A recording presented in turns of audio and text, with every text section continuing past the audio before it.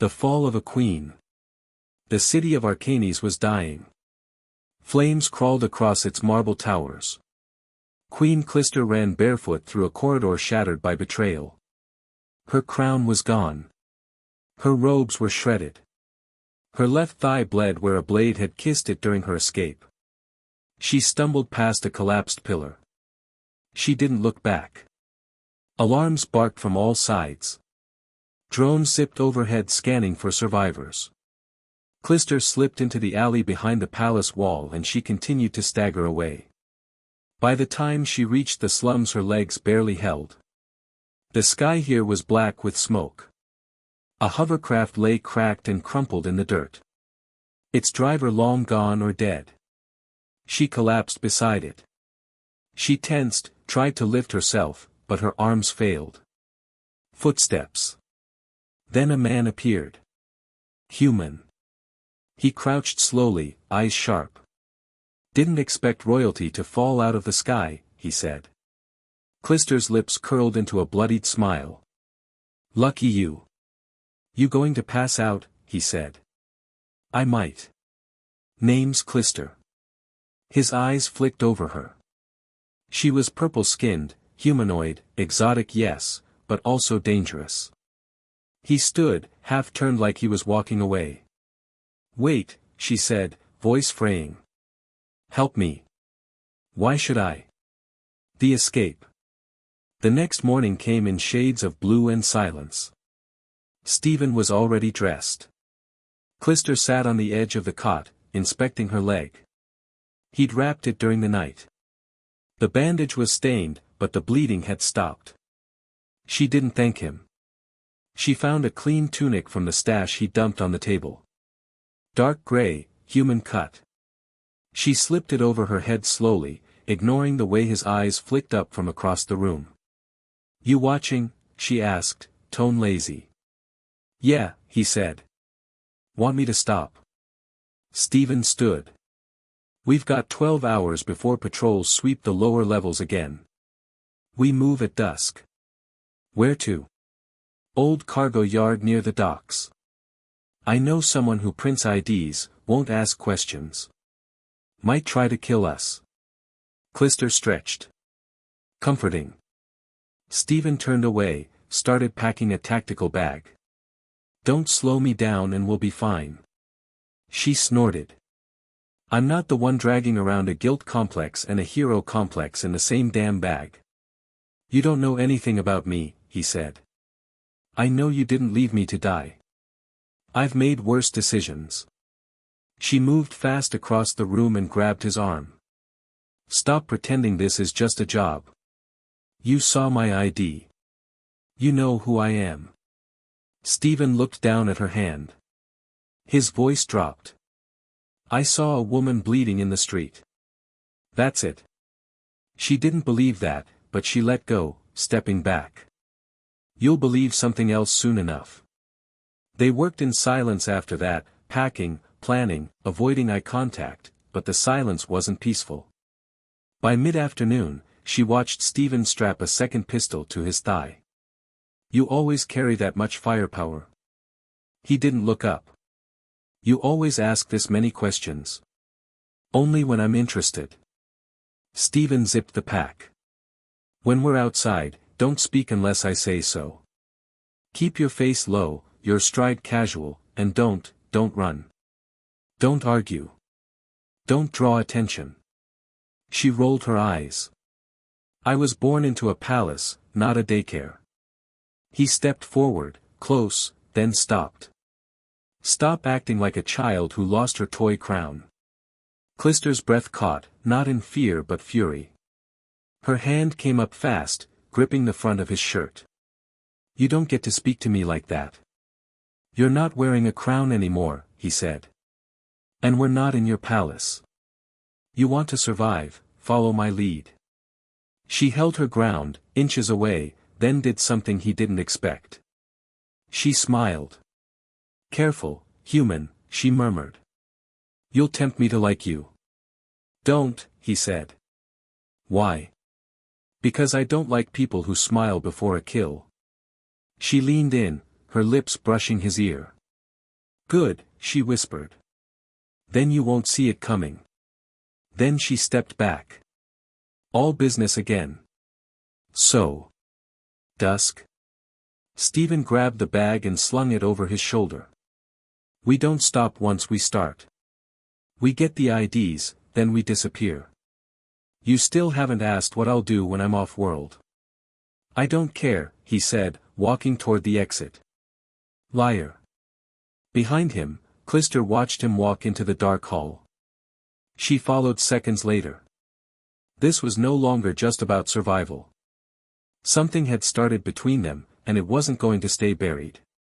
Dusk in Arcanis wasn't romantic. It was a slow decay.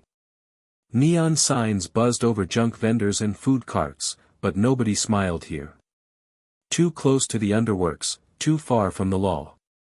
Stephen moved like he'd done this 1,000 times, hood low, shoulders loose, confident but never first to draw a gaze, just another armed man with a forgettable face.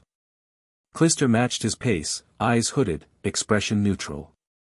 The oversized black jacket cloaked her violet skin, and she moved like a predator trying to pass for prey. 3 blocks in, Stephen gave a short tilt of the head. We're being followed, he murmured. Clistor didn't flinch. How many? 2. Tight formation. Not locals. They yours or mine? Stephen smirked. Does it matter? She smiled back. Only means which one dies first. He cut left into a side alley. They ducked behind a stack of old crates. The shadows swallowed them. Stephen crouched, gun drawn. Clistor crouched beside him, her shoulder pressed against his. He glanced at her. You armed? She raised an eyebrow, then pulled a short gleaming blade from inside her jacket. Always. Boots echoed at the mouth of the alley. Stephen leaned closer. You smell like smoke and steel. She didn't look at him. You smell like trouble.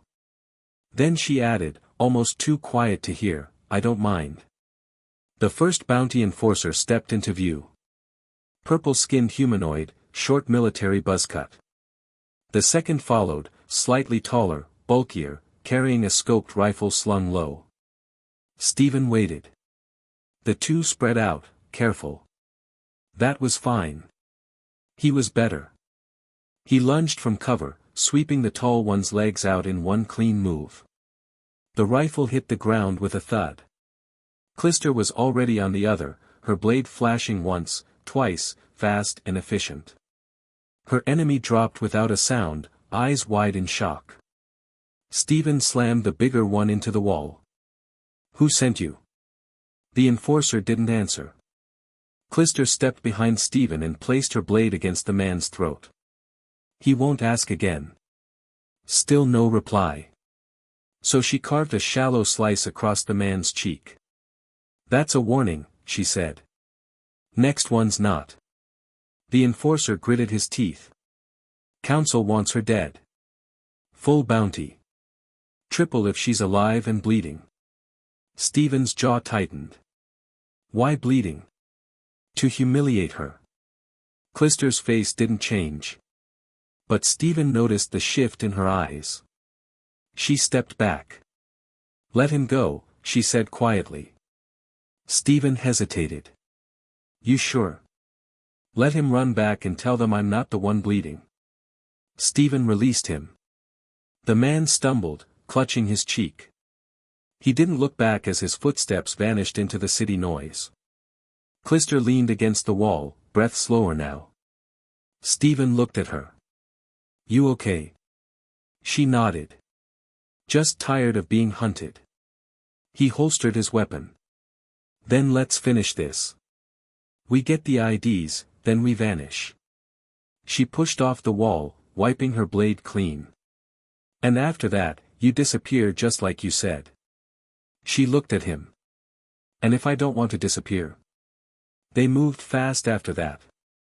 The cargo yard rose ahead, wide and rusted, long forgotten by the city's elite. Just one door and a retinal scanner. Stephen stepped up and scanned. The door opened. Inside, low light, humming terminals, grease-stained equipment.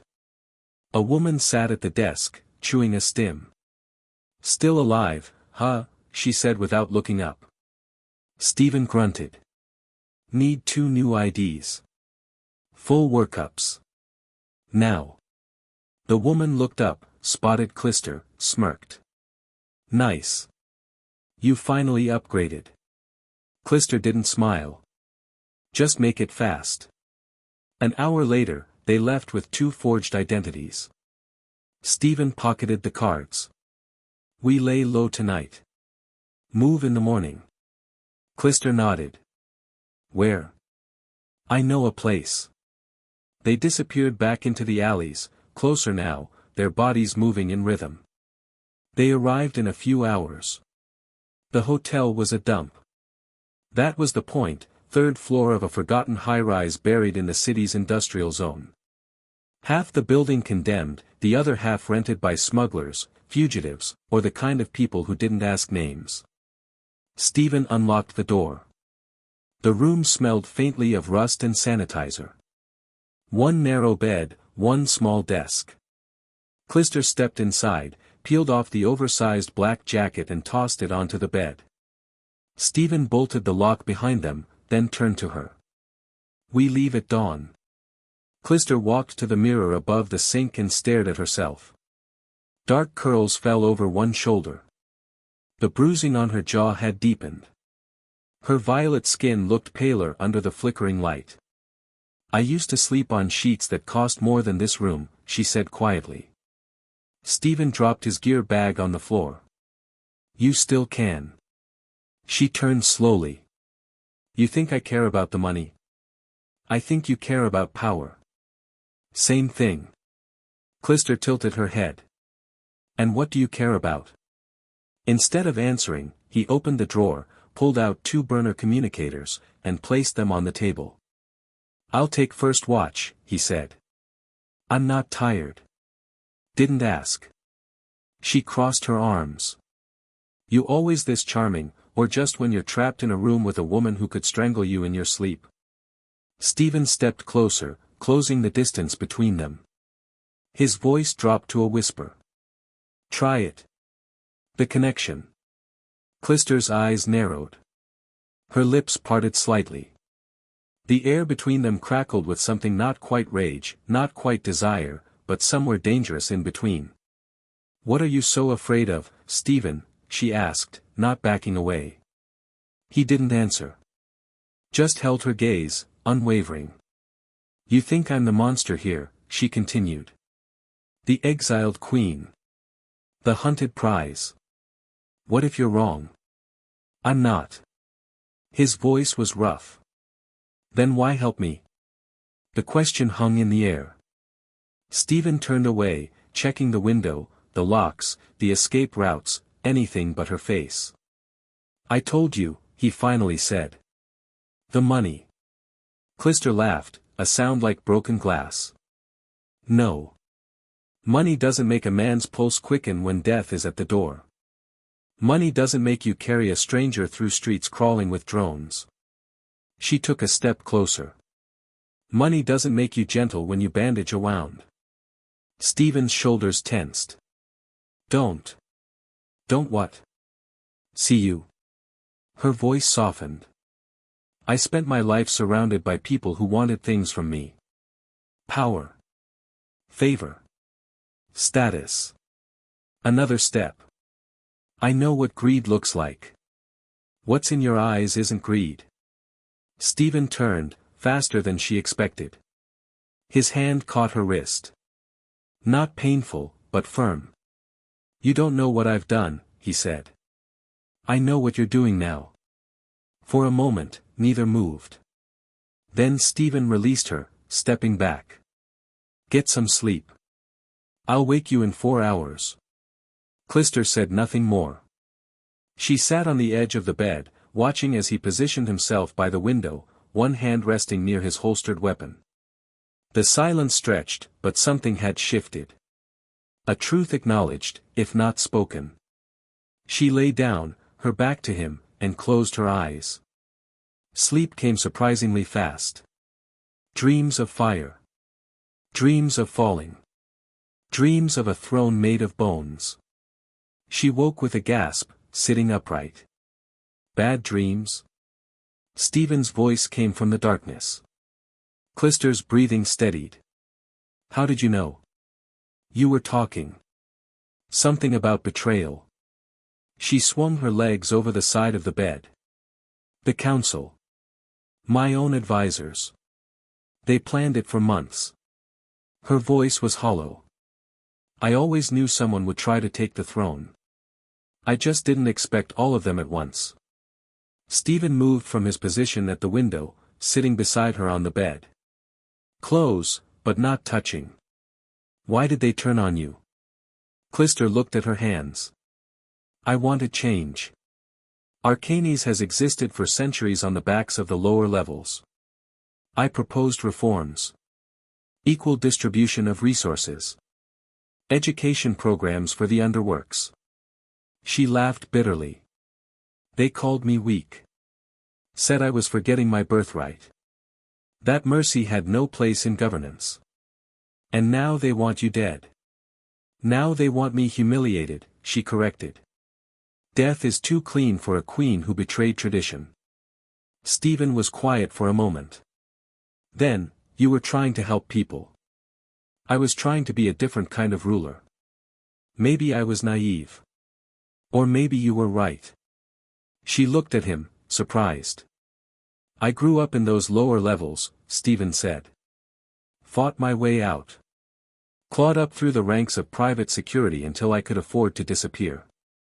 His voice grew distant. I've seen what happens to people down there. What they become. Clistor studied his profile in the dim light. Is that why you helped me? Some kind of loyalty to a queen who wanted reform? No. He turned to her. I helped you because you asked for help. And because sometimes, I get tired of watching people fall. The confession hung between them, unguarded and raw. Clistor reached out slowly, her purple fingers brushing against his human hand. Then we're both fools. Stephen didn't pull away. Maybe.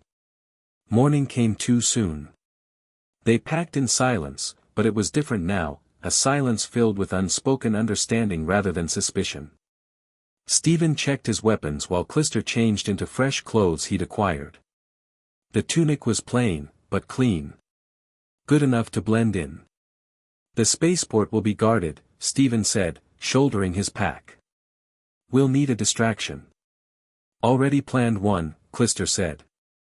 She pulled a small device from her pocket. Took it from your weapon bench yesterday. His eyebrows raised. That's a remote detonator. She smiled, the first genuine smile he'd seen. I wasn't always a queen. Before the throne, I led the Royal Tactical Squad. I know how to make an entrance, and an exit.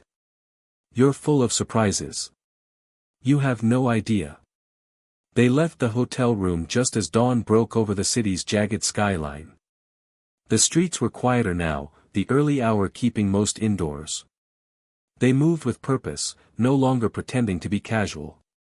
Time was running out. The spaceport loomed ahead, a massive structure of steel and glass rising from the industrial sector. Ships of various sizes dotted the landing platforms. Freedom, if they could reach it. Stephen pulled her into a narrow alley just before the main entrance. Guards are tripled, he muttered, peering around the corner. Council's not taking chances. Good thing I don't play by their rules. Clistor activated the detonator, setting a timer. We have 3 minutes before the east warehouse goes up. Confusion should buy us enough time to slip through to docking bay 7. Why 7? Because, she said, eyes gleaming, I still have one loyal pilot. If he received my code yesterday, there's a ship waiting. Stephen shook his head, impressed despite himself. And if he didn't? Then we improvise. The explosion, when it came, was perfectly timed. A massive fireball erupted from the eastern edge of the spaceport. Alarms blared. Guards ran toward the blast, shouting orders, weapons drawn. Now, Stephen said, gripping her hand. They ran, not toward the main entrance but to a service door Stephen had spotted during his earlier reconnaissance. One swift hack of the security panel, and they were in. Inside was chaos. Personnel rushing toward the explosion, announcements blaring over the speakers, emergency lights flashing. They navigated the corridors with precision, avoiding the main thoroughfares. Clistor moved with the confidence of someone who had studied the layout extensively. Stephen matched her step for step, his weapon ready but hidden beneath his jacket. Almost there, she whispered as they approached docking bay 7. A figure stepped into their path. Tall, broad-shouldered, with the insignia of the royal guard on his uniform. "My queen," he said, bowing slightly. "I've been waiting." Clistor's tension visibly eased. "Terran. You got my message." The guard nodded. "Ships prepped and ready. But we need to hurry. Council sending drones to all bays." Stephen's hand went to his weapon, eyes scanning the guard for any signs of deception. Clistor noticed. "It's all right," she said. "Terran's family has served the throne for generations. His loyalty is to the crown, not the council." "The crown you left behind?" Stephen asked. "The crown is here," Terran said, tapping his forehead.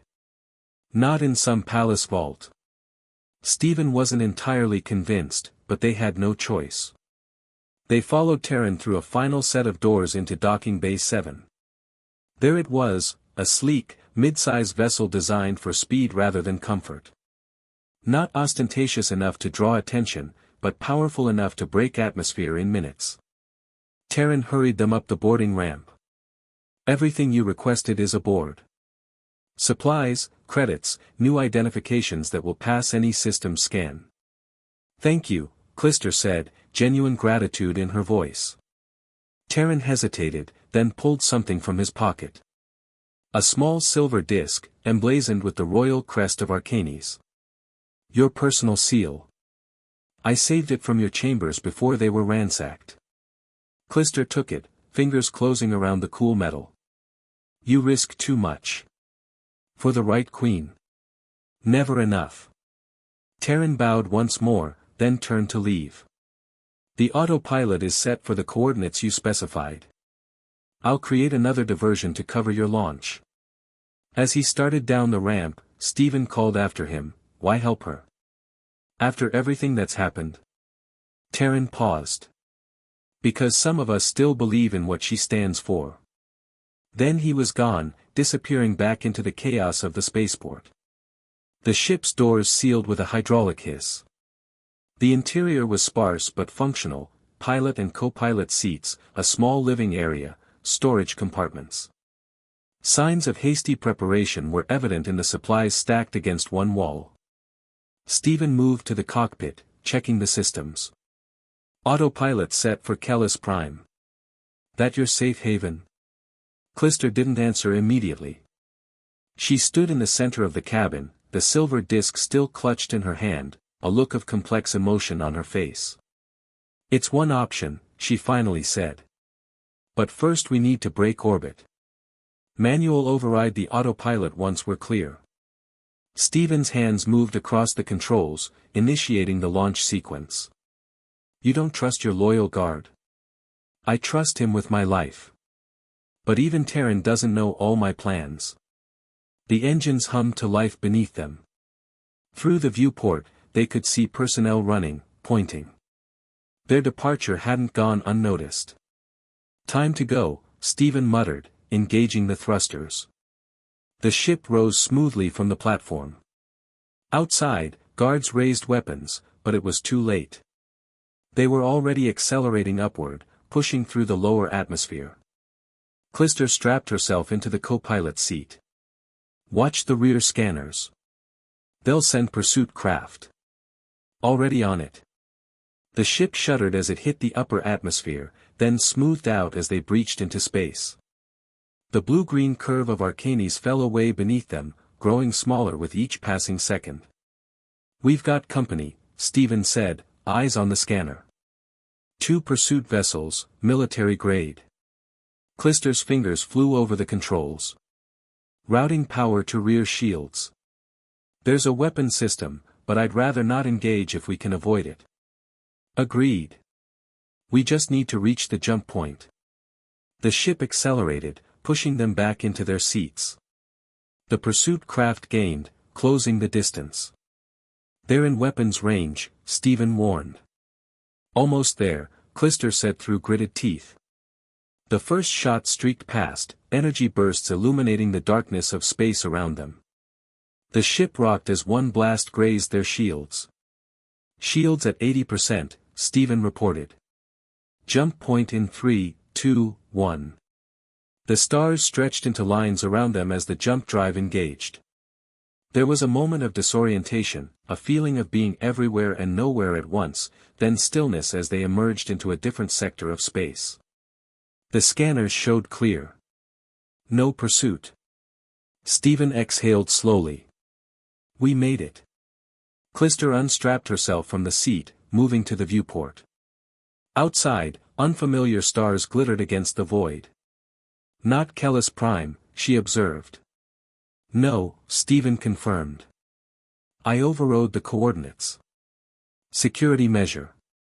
She turned to him, something like approval in her eyes. Smart. Where are we? Helios sector. Neutral territory. No extradition treaties with Arcanis. Clistor nodded. Good choice. The adrenaline of the escape was fading, leaving them in a strange limbo of uncertainty. They had succeeded. They were free. But what came next? Clistor broke the silence first. You held up your end. You got me off-world. I did. Then I'll hold up mine. She moved to a storage compartment, keying in a code. It opened to reveal several data crystals and a substantial amount of credits. Everything I promised. Enough to disappear, start a new life wherever you choose. Stephen looked at the wealth, then back at her. And you? Where will you go? Clistor's expression was unreadable. Does it matter? Something shifted in Stephen's eyes. The same look she'd seen when he'd found her bleeding in the street. A decision being made. Yeah, he said quietly. It matters. Clistor watched him, a complex emotion crossing her features. For the first time since her escape, she looked truly uncertain. You don't have to do this, she said. I know. Stephen's hands were steady on the controls. That's why I'm doing it. The journey to Nevari station would take 3 days. 3 days of close quarters, of shared meals and watch shifts. 3 days to learn each other's rhythms, to discover that Stephen slept with one hand always near his weapon, that Clistor hummed ancient Arcanis songs when she thought no one was listening. On the second night, as artificial darkness filled the cabin, Clistor found Stephen staring at an old hollow image. Family? She asked, sitting beside him. Stephen nodded. My sister. She died in the lower levels during the resource riots 15 years ago. Caught in the crossfire when the Royal Guard came to restore order. Clistor's face fell. I'm sorry. It wasn't your reign, he said. But it was my family's legacy. Stephen tucked the image away. Is that why you wanted reforms? Guilt? Partly. Clistor leaned back, looking at the ceiling. When you're raised to believe you're superior, that your bloodline grants you the right to rule, you don't question things. But then I saw what that belief had done. The suffering it caused. And now you're willing to risk everything to expose the truth. Not everything, she said, meeting his eyes. Just myself. In the dim light, with the stars streaking past outside, something shifted between them. The careful distance they'd maintained dissolved. Stephen's hand found hers in the darkness. This time, she didn't pull away. Stephen, she whispered. I know, he replied. Their lips met, tentative at first, then with growing certainty. Purple skin against human, exile and mercenary, queen and commoner, none of it mattered in that moment. They were simply two people who had found each other in the vastness of the galaxy. When they arrived at Namora Station, they did so with their fates intertwined in ways neither had anticipated when they'd first met in that smoke-filled alley. The station loomed before them, a massive construct of recycled ships and salvaged tech. Unlike the pristine towers of Arcanis, Namora was a riot of colors and cultures, a place where identities blurred and pasts were forgotten. Perfect for those with secrets to keep. Terran's coordinates point to the lower markets, Clistor said as they disembarked, both now dressed in nondescript clothes that would help them blend in. Someone called the Chronicler.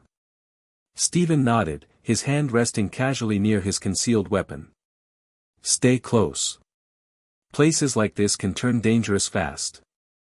They navigated the crowded pathways, past vendors selling everything from illegal tech to exotic foods.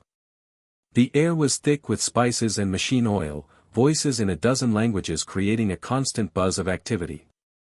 The coordinates led them to a small shop tucked between a repair station and a food stall. The sign above the door read simply, Histories. Inside, shelves groaned under the weight of actual physical books, a rarity in the digital age. Artifacts from 100 worlds lined the walls. And behind a cluttered desk sat a small, wizened figure with pale blue skin and 4 arms. The alien looked up as they entered, compound eyes widening in recognition. The exiled queen, the chronicler said in a voice like rustling paper. I've been expecting you. Clistor tensed. Stephen's hand moved to his weapon. How did you know who I am? Clistor demanded. The same way I know the truth about Arcanis, the chronicler replied. I am the last of the Nevari. My people built the city your ancestors stole. The resolution. Stephen's hand froze on his weapon. Clistor took a step forward, her face a mixture of shock and wonder. The Nevari, she whispered. The archive said you were extinct. Nearly, the chronicler said, rising slowly from behind the desk. A handful survived the purge. We scattered across the galaxy, preserving our history, waiting. Waiting for what? Stephen asked. For someone from Arcanis to seek the truth. The chronicler's compound eyes fixed on Clistor. When we heard rumors of a queen pushing for reforms, looking into the sealed archives, we dared to hope. Clistor moved closer, her voice tight with emotion. I found the records. Hidden beneath layers of encryption. The original treaty, signed under duress. The subsequent elimination orders. Mere fragments, the chronicler said. I have the complete history. One of the 4 arms gestured to the back of the shop. And something more valuable. Proof. They followed the alien through a hidden door into a smaller room. At its center stood a pedestal, and on it, a glowing crystal matrix that pulsed with inner light. The heart of Nevari, the chronicler explained. The last piece of our original technology. It contains our entire history, and the schematics for the systems that power Arcanis. Stephen whistled low. The council would kill for this. They have killed for less, the chronicler agreed. But it will only activate for Nevari DNA, or someone specifically keyed to it. The alien turned to Clistor. I can key it to you, if you truly mean to expose the truth. Clistor hesitated, then squared her shoulders. I do. But I need to understand what happened. All of it. The chronicler nodded, then placed all 4 hands on the crystal matrix. It glowed brighter, projecting images into the air around them, a history lesson written in light. They watched as the peaceful Nevari built their city, developed technology centuries ahead of other species. They saw the arrival of the first human colonists, welcomed as guests. The initial cooperation. Then the betrayal. The images showed the human leaders, Clistor's ancestors, secretly planning their takeover. The sudden attack. The imprisonment of Nevari scientists, forced to teach humans how to operate their technology. The gradual elimination of an entire species, disguised as a tragic epidemic. Finally, the establishment of the council, sworn to maintain the secret for all time. When the images faded, Clistor's face was wet with tears. "I'm so sorry," she whispered. "You are not responsible for your ancestors' crimes," the chronicler said gently. "But you can help right this wrong." "How many of you are left?" Stephen asked. "Less than 100, scattered across the galaxy. Most living in hiding, afraid to reveal themselves." Clistor's expression hardened with resolve. "No more hiding. No more lies." She turned to the chronicler.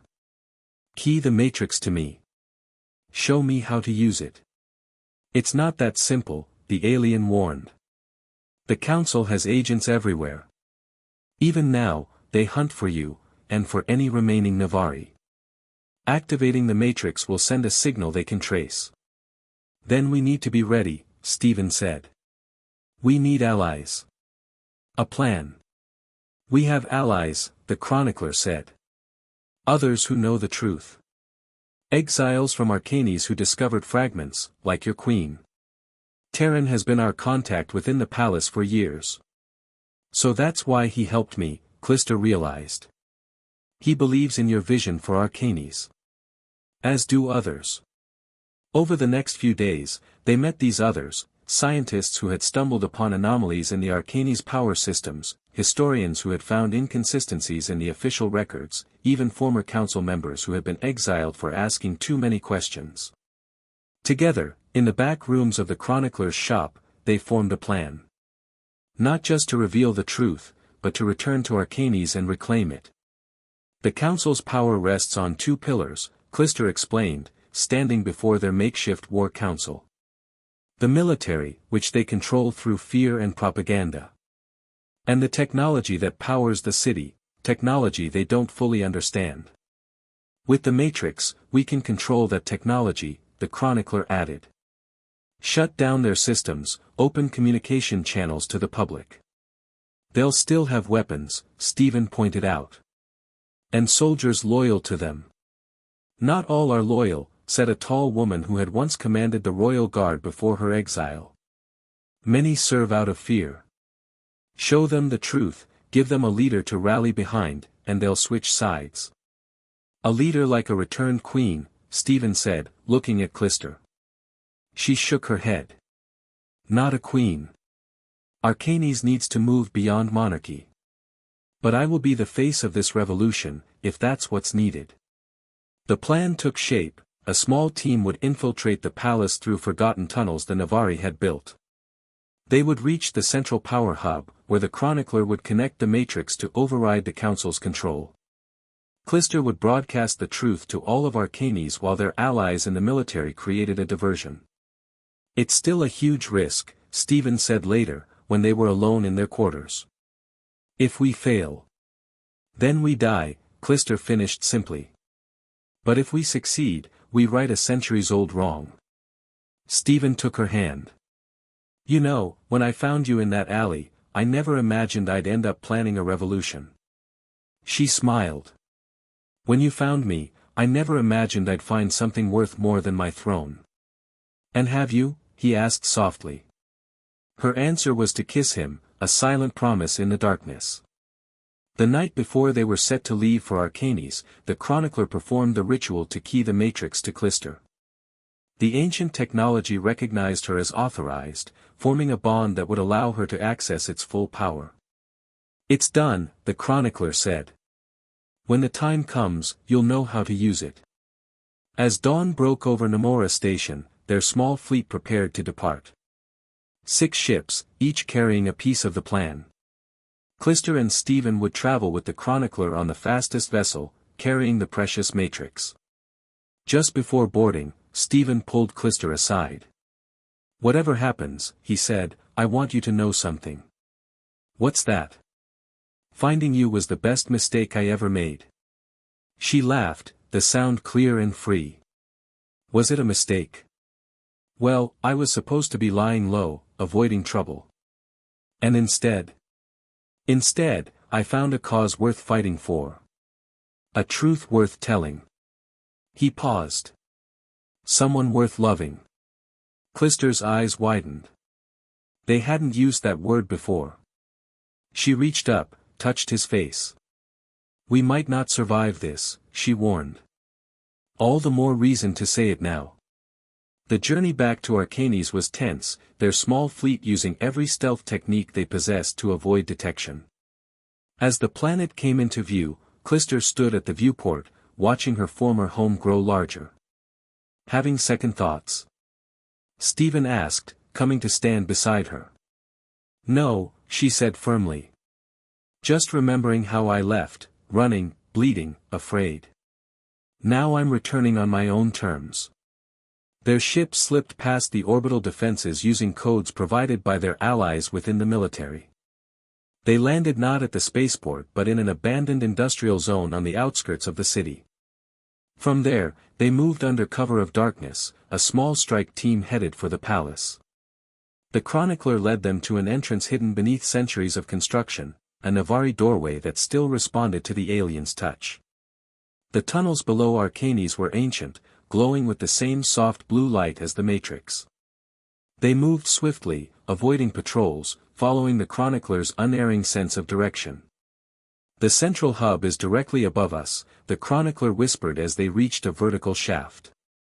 Once there, I can connect the Matrix to override their systems. They ascended silently, emerging into a vast chamber humming with energy. At its center stood a column of pulsing light, the heart of Arcanis' power system. Nevari technology, Clistor breathed. Hidden in plain sight all these years. Guards lay unconscious at their posts, the work of their allies who had gone ahead. So far, the plan was working. The chronicler moved to the central column, for arms working in perfect synchronization to open a hidden panel. Now, the alien said, turning to Clistor. Bring the Matrix. She stepped forward, the crystal held carefully in both hands. As she approached the column, the Matrix began to pulse more rapidly, resonating with the larger system. Place it here, the chronicler instructed, indicating a recessed space perfectly sized for the crystal. Clistor did as directed. The moment the Matrix made contact, the entire chamber blazed with light. Power surged through the systems, interfaces appearing in the air around them. It's working, the chronicler said, voice filled with wonder. After all these centuries. Stephen kept watch at the door, weapon ready. How long until they realize something's happening? Not long, Clistor said, already working at one of the interfaces. But by then, it will be too late. Her fingers moved with surprising confidence, guided by the Matrix's connection to her. Screens lit up throughout the palace, then throughout the city. Every communication channel, every public interface suddenly displayed a single message, stand by for the truth. Alarms began to blare. In the distance, they could hear shouting, the sound of running feet. They know, Stephen warned. Almost done, Clistor replied, not looking up from her work. The door to the chamber burst open. Council guards poured in, weapons raised, only to freeze at the sight before them. The chronicler, a living Nevari. The exiled queen, hands aglow with ancient power. And behind them, the heart of Arcanis revealed for what it truly was. Stand down, came a familiar voice. Terran stepped through the guards, his uniform marking him as their commander. It's over. One guard raised his weapon, but Terran was faster. A single shot, and the man fell. The council? Clistor asked. Under arrest, Terran replied. Your message is reaching every corner of Arcanis. People are taking to the streets. The military is standing down. Clistor nodded, then turned to the interface one last time. Then it's time they heard the whole story. She began to speak, her voice carried to every home, every street, every ship in orbit. She told them everything, the true history of Arcanis, the lies they had been told, the future that could be built on truth and reconciliation. I do not return to claim a throne, she concluded. I return to right a wrong. To restore the rightful place of the Nevari among us. To build a new Arcanis, not on lies and oppression, but on truth and justice. As her words echoed across the city, Stephen moved to her side. "What now?" he asked quietly. "Now," she said, taking his hand, "we rebuild." In the months that followed, Arcanis transformed. The council was dissolved, replaced by a representative government that included humans and the returning Nevari. The ancient technology was fully reactivated, bringing prosperity to all levels of the city. Clistor refused all offers of leadership, insisting that her role was done. "I was raised to rule," she told the transitional assembly. "But Arcanis needs to learn to rule itself." Instead, she and Stephen established the Truth Commission, working to document the full history and ensure it would never be forgotten. They traveled between Arcanis and Namora Station, helping to relocate Nevari who wished to return to their ancestral home. One evening, a year after the revolution, they stood on a balcony overlooking the city. Arcanis glowed not just with electric light but with the soft blue luminescence of restored Nevari technology.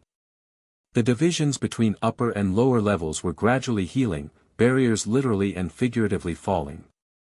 "Do you miss it?" Stephen asked. "Being queen?" Clistor leaned against him, watching the sunset paint the buildings gold. "No. I found something better." "What's that?" "Purpose," she said. Then, with a smile, "And you?" Stephen pulled her closer. "So what's next for the exiled queen and the mercenary?" Clistor looked out at the city she had lost and helped to transform. "We keep moving forward. We keep telling the truth." She turned to him, violet eyes bright in the fading light. "Together." "Together," he agreed, sealing the promise with a kiss as darkness fell and the stars began to appear above a city finally built on truth. The end.